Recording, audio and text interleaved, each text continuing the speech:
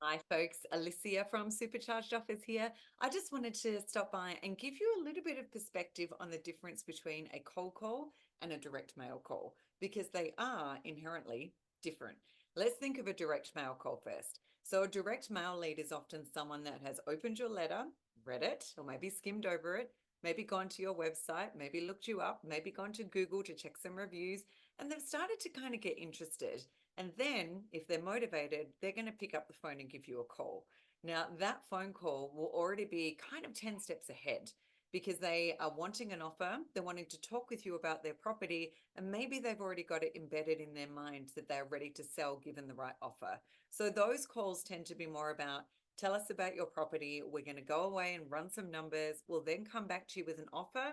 And what I want you to keep doing is following up with that offer two, offer three, and in between all those offers, keep nurturing that lead for quite a few weeks. Just touch base, find out how they are, where they're up to, and what's going on. So that's a direct mail lead. Cold call lead.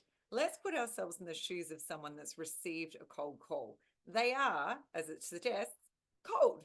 So they don't know you at all. They haven't opened a letter. They haven't gone to your website. All that they are at this point is curious. They're curious about what would you offer them for their property. They're curious about how you might help them to fix problems with their property. They're curious about what the market is doing, and if they were to liquidate, what does that mean for them? So they need to be handled a little differently. And here's what I would do. As soon as you get a cold call lead come through, the first thing you want to do is build that relationship with them. Just like a direct mail lead needs that relationship, but they're already a few steps ahead if they've gone and checked you out. A cold call lead will not know who you are. So, first things first, on that first introduction, find out a little bit about them. Everyone's favorite topic is themselves or their property in this case. So, you want to just spend quite a little bit of time asking them questions like, hey, can you tell me a little bit more about the property? Have you guys had any plans for the property in the past? Was it an inherited property that you've got memories of growing up, but no one's using it anymore? Are there any problems with the property that maybe in the past you've tried to sell it, but haven't had any luck with that? Maybe you've tried to list it with a realtor and they didn't want to list it. So tell me why. So really get genuinely curious about them and the property and find out what their goal is. So when you're asking about their goal, ask really open-ended questions, not closed questions. So the questions you'd want to be asking is, so tell me, what does a good outcome look like for you and your property? Or it might be something along the lines of, hey, if you were to sell this really quickly and really easily, what does that look like for you? Like, what's your time frame? What would be the amount that you'd be looking at to have a hassle-free sale? And just find out where they're at and what their goal is around the property. And then finally, with all of your leads, you want to make sure that you're managing expectations.